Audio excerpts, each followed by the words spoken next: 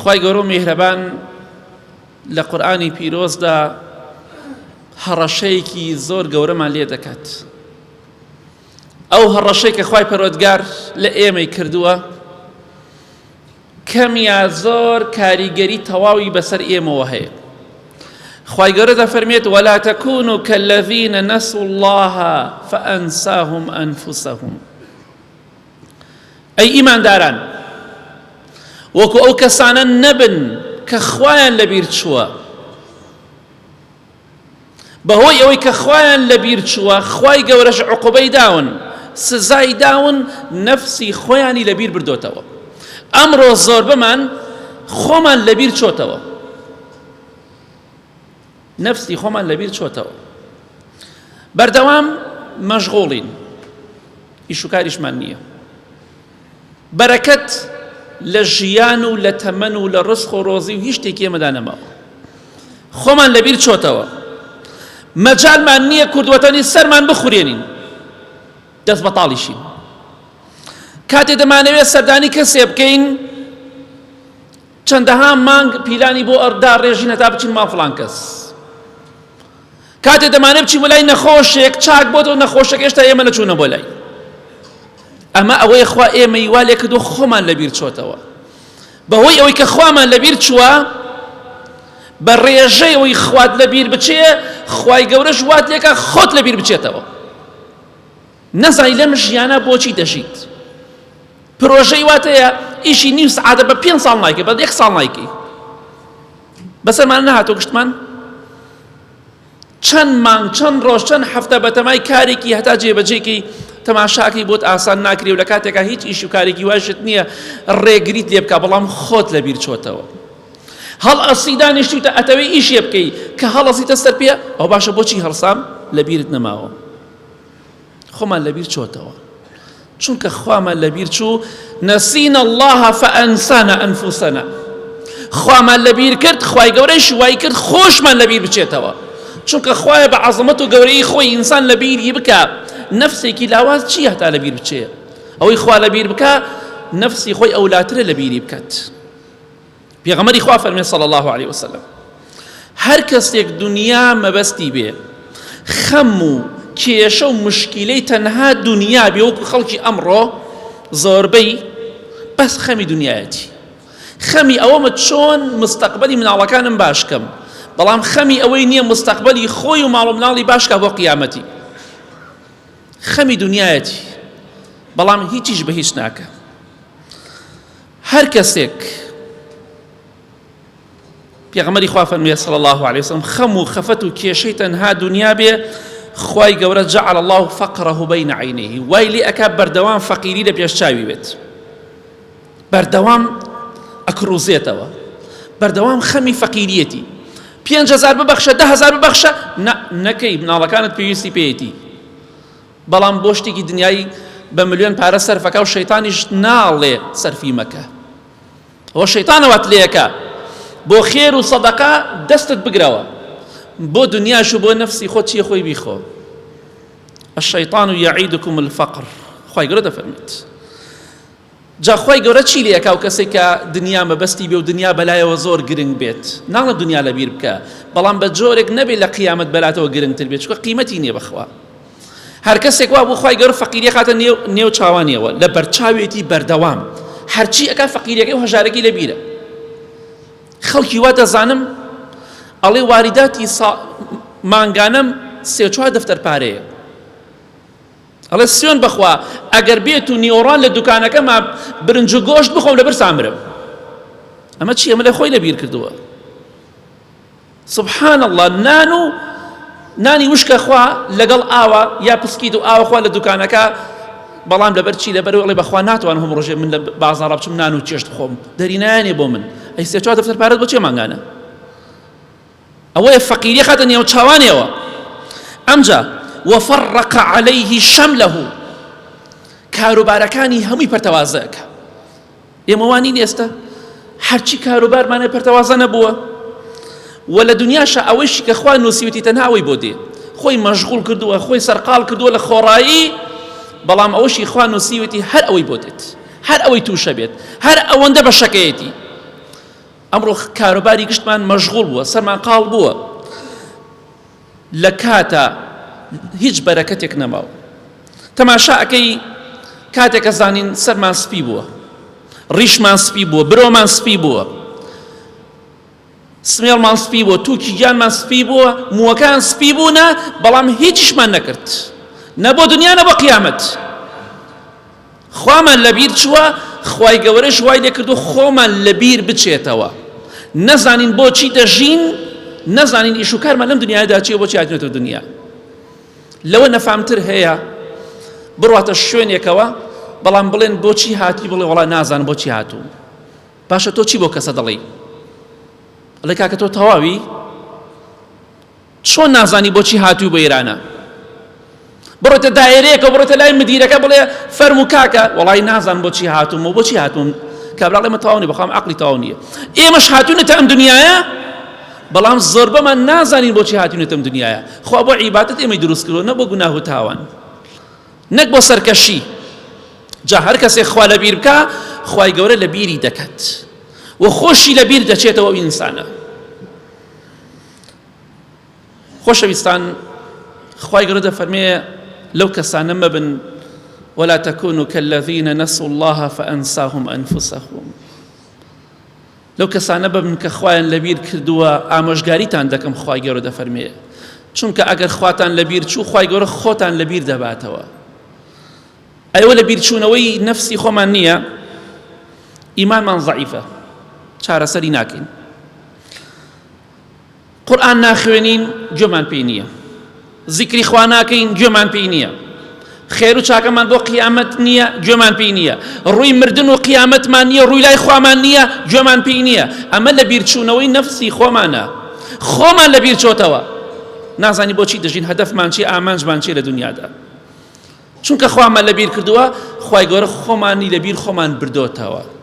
ئیمانمان ضعیفە، چارەسەری ناکەین. پێغەمبەری خوا فەرمێ صلی الله علیه وسلم سوێن بۆ خوایەکی گیانی منی بەدەستە، هیچ کەسێک ناڕاتە بەهەشتەوە ئیلا ئیماندار نەبێت.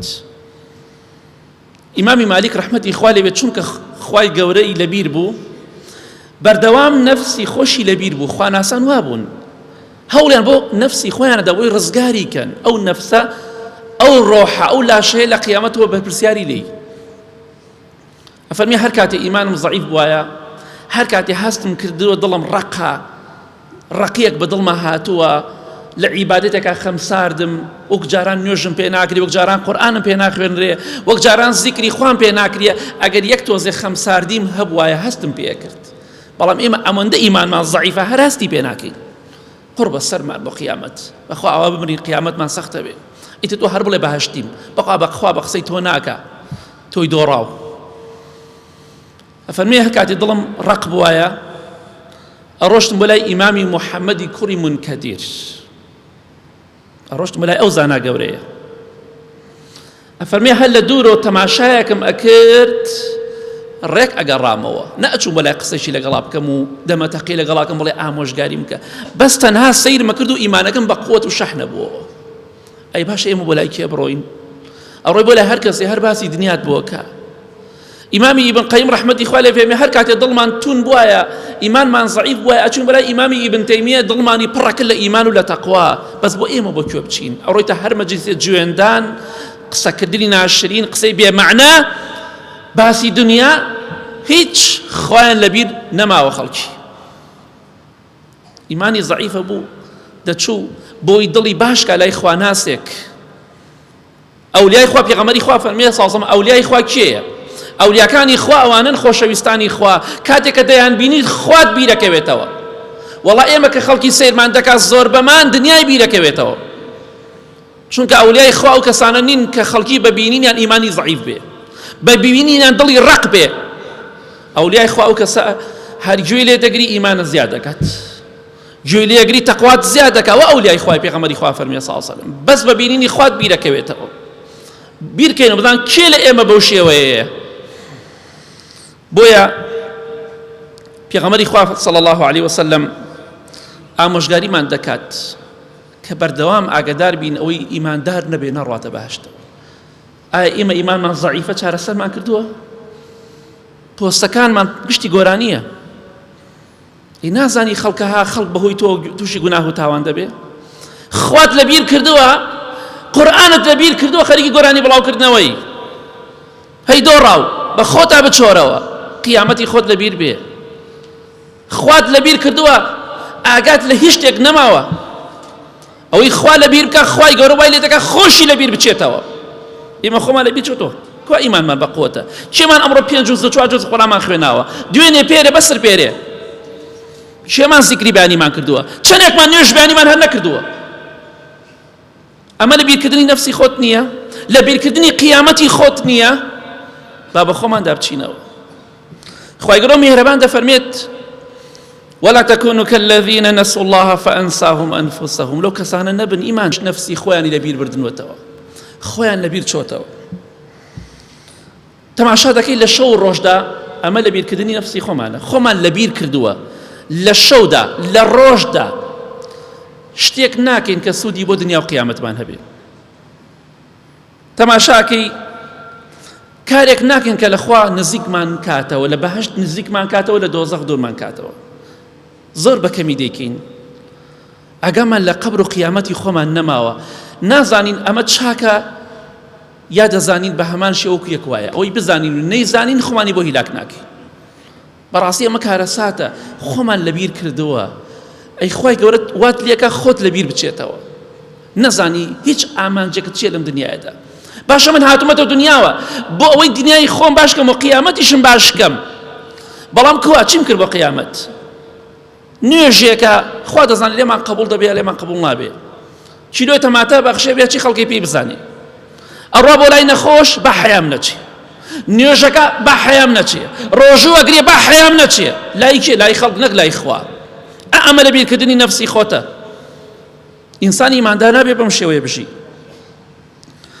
ئێمە هەوڵ دەین لە دنیادا بەختەوەر بین هەموو هەوڵ و تێکۆشانی ئێمە زۆر بەمان زیاتر بۆ ئەوەیە دنیامان خۆش بێ نەک قیامەت بۆی حەزمان لە مردن نییە چونکە ئیشمان پیسە چونکە بە جۆرێک خۆمان پەروەردە نەکردووە کە ترسی قیامەتمان نەبێ پێغەمبەری خوا فەرمێ صلی الله عليه وسلم من جعل الهموم هما واحدا هم المعادي كفاه الله سائر همومه هەر کەسێک هەموو ئاوات و مەبەستی تەنها قیامەت بێ خوای گەورە زەمانی هەموو خەم و خەفەتەکانی تریەکات بەس تۆ قیامەت مەبەستت بێ هەموو کێشەکانت بۆ حەلەکە خوای گەورە هەموو خەم و خەفەتەکانت لەسەر لابات هەموو ژیانت پڕەکە لە خۆشی و لە شادی تەنها مەبەستت ڕەزامەندی خوا و قیامەت بێ قیامەت بەلاتەوە گرنگ بێت جا بۆیە هەر کەسێک لە ئێمە کاتێک خوامان لەبیر دەچێ دڵنیا بە خوای گەورە وامان لێکە خۆشمان لەبیر بچێ سەیری ئەم کارە ساتەکە هەم خوات لەبیر چوو هەم خۆیشت کە خۆشە لەبیر چوو نازانی بۆچی دەژیت وە خەڵکیشی لەبیر دەچێت بەداخەوە ئەمڕۆ وامان لێ هاتووە مۆبایلێکمان پێیە ناتوانین هەوڵ بدەین خوا لە خۆمان ڕازیکەین بەهۆی ئەو مۆبایلەوە گۆرانی بەڵاوەکاتەوە ماشەڵڵا پیاوێ مسلمان و ئیمانداری خوا نمونەت زۆر نەکە با نبینە هۆکاری آخر پێغەمبەری خوا فەرمێ صلی الله علیه وسلم هەموو گوناهێک خوای گەورە لێی خۆشە بێ ئیلا ئەو کەسە نەبێ بە ئاشکرا گوناه و تاوان دەکات یەکێک لە گوناه ئاشکراکان جگەرە خواردن و نێرگەلە خواردنە ئەگەر تۆ بە ئاشکرا جگەرە و نێرگەلەت خوارد ئەوە گوناهێکە خوا لێت خۆش نابێ ئەوە حەدیث پێغەمبەری خوایە صلی الله علیه وسلم بۆیە خۆ تووشی گوناه و تاوان مەکە بۆ هیچ کەسێ نەفسی خۆت لەبیر بێت یا ڕەبی خوای لەو کەسانەمان بگێڕی کە ئیماندار و بەتەقوان و خوایان بەردەوام لەبیرە یا رب العالمین ئاخرمان بەخێر بگێڕی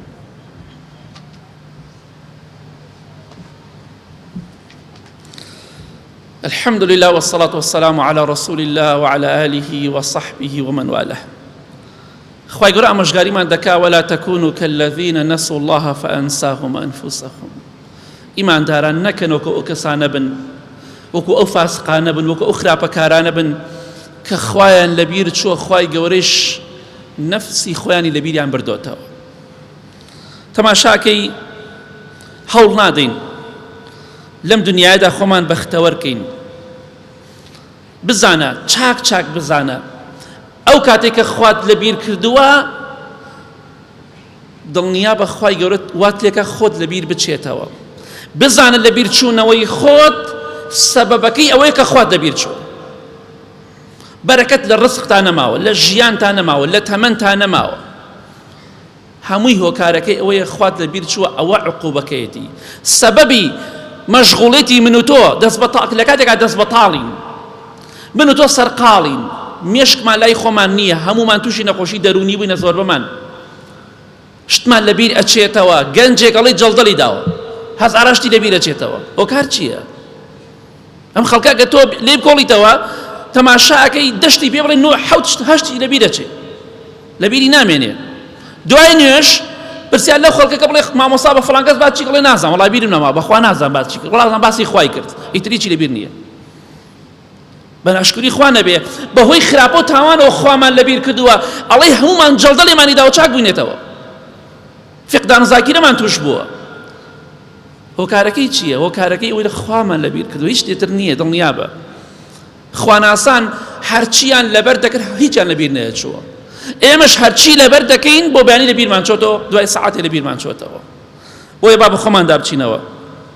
خوای گەورە دەفەرمێت استحوذ عليهم الشيطان فأنساهم ذكر الله. شەیطان زاڵ بوو بەسەر خەڵکیدا، وای لێ کردووە زیکری خوای لەبیر چۆتەوە. کاتێککە ئێمە خوامان لەبیر چۆتەوە لە عاقڵی خۆمان نییە، لە ژیری خۆمان نییە، لەوەیە شەیطان زاڵ بوو بەسەرمانە. شەیطانش کە زاڵ بوو بەسەرتا وات لێکە خۆت لەبیر بچێتەوە، کە خواشت لەبیر چۆوە خۆشت لەبیر دەچێتەوە.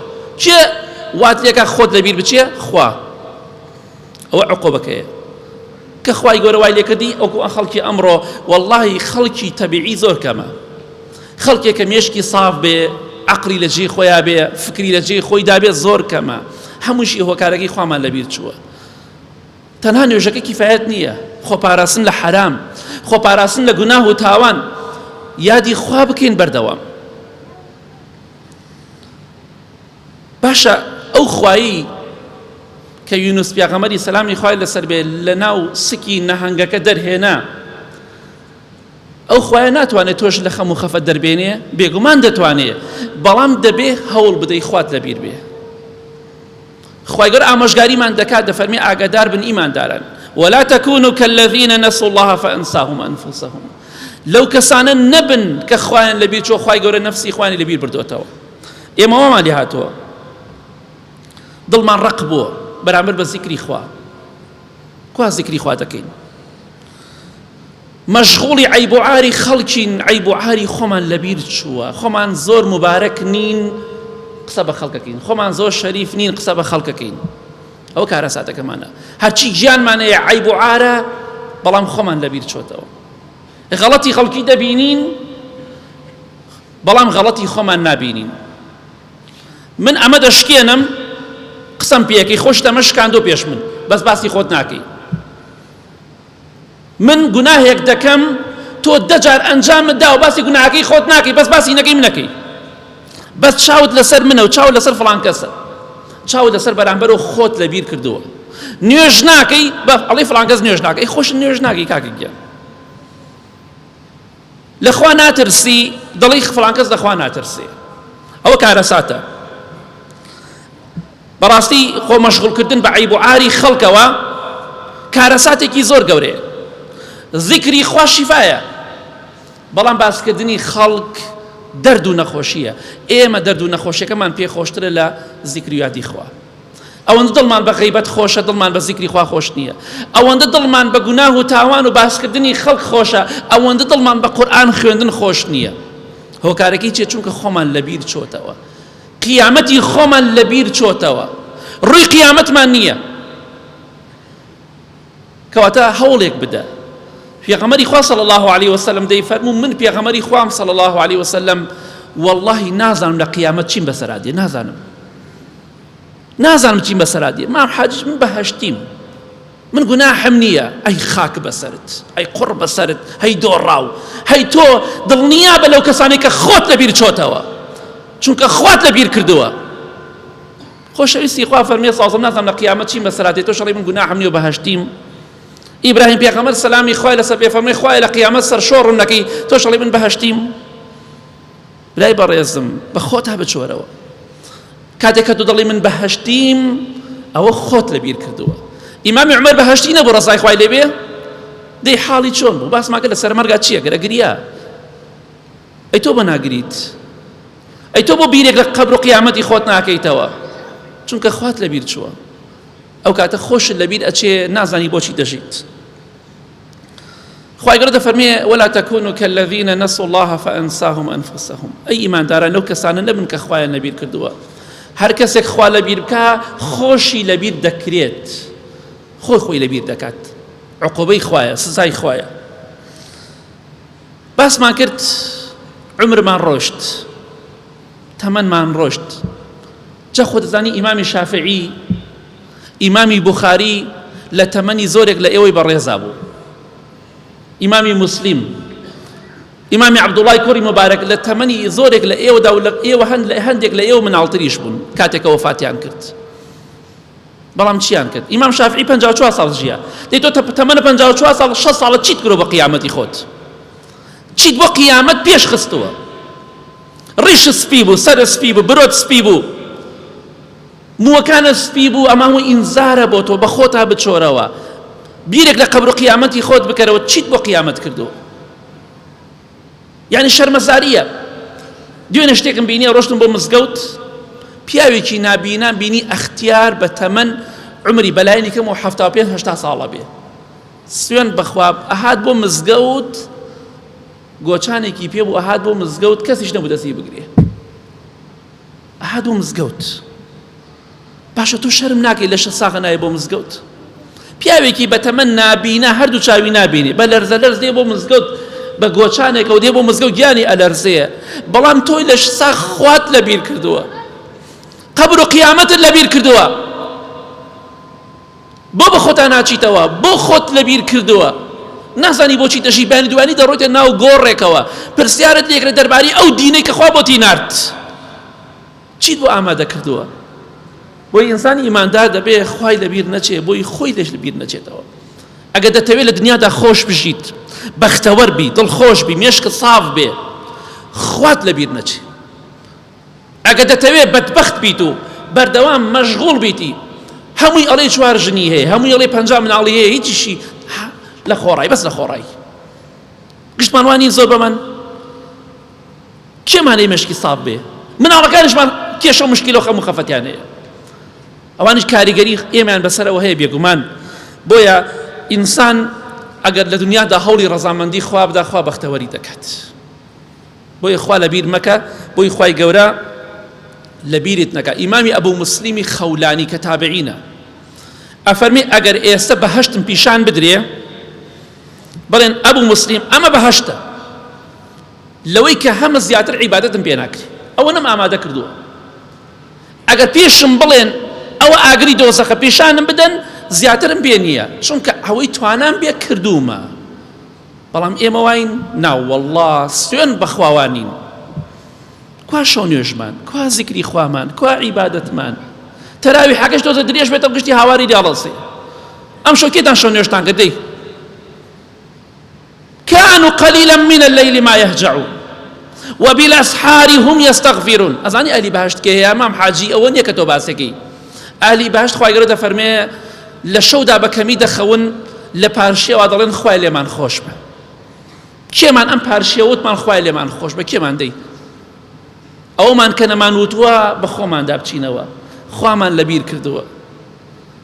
خواناسان کاتێکە لە سەرمەرگا بوون دەگریان، بۆچی؟ نەک بۆ پارە و پول، نەک بۆی دەوڵەمەند نەبوون، نەک بۆی مناڵەکانیان مستەقبەلی نییە، دەگریان دەیانوت بۆ دوو شت دەگرین ئێمە، بۆ شەو نوێژ تەواو ئیتر شەو نوێژ ناکەین، بۆ ئەوەش دەگرین تر ڕۆژی سونەت ناگرین. گریانی ئێمەش تەنها بۆ پارە و پولە، بۆ دنیای هیچتر نییە. با بڕۆن بۆ خارج، مناڵەکانم مستەقبەلیان باش بێ. کورە مناڵەکانت نەک کچت حسابت بۆکە، نەک کوڕت، کچەکەت قۆڵی پیاوێ ئەگرێ و ئەڕوا هەر حسابت بۆ ناکەم. ئەمە مستەقبەلە؟ بێخاوەنی مستەقبەلە؟ کچەکەت بێخاوەن بێ، کوڕەکەت بێخاوەن بێ، بیرێ بکەرەوە لە مستەقبەلەکەی ترت. مستەقبەلەکەی تر کە قیامەت ئەوە گرنگە، نەک مستەقبەلی دنیا. بۆیە ئینشاءڵڵا لە کۆتاییدا دەڵێم خۆمان لەبیر کردووە، خۆمان لەبیر چۆتەوە. ئەگەر دەمانەوێت ژیانمان خۆش بێ، با بگەڕێنەوە بەلای خوا. ئەگەر دەمانەوێت بەختەوەر و دڵخۆش بین مێشکمان ساف بێ دڵمان ساف بێ ژیانمان ساف بێ ئەبێ بگەڕێنەوە بە لای خوا ئەگەر خوامان لەبیر کرد دڵنیا بە لەوە خراپتریش دەبین اللهم اغفر للمؤمنين والمؤمنات والمسلمين والمسلمات الأحياء منهم والأموات من أهل السنة والجمعة والجماعات يا ربي خوايا شفاء نخوشكان من بدأي بتايبتي أواني داوي دعاي خيام كدوا يا ربي خوايا هيمني وآرامي والله من بباريزي خوايا جانوي ظلمك خوايا جان بقوري خوت لناوي بري خوايا جان بخاطی عظمت و گەورەی خۆت لە شەڕ و لە بەڵاو مصیبەت و ناخۆشی و نەخۆشیمان پارێزی خوایە گیان آخرمان بەخێر بگێڕی شیفای نەخۆشەکانمان بدەی آمین آمین آمین وصلى الله على محمد وآله وصحبه أجمعين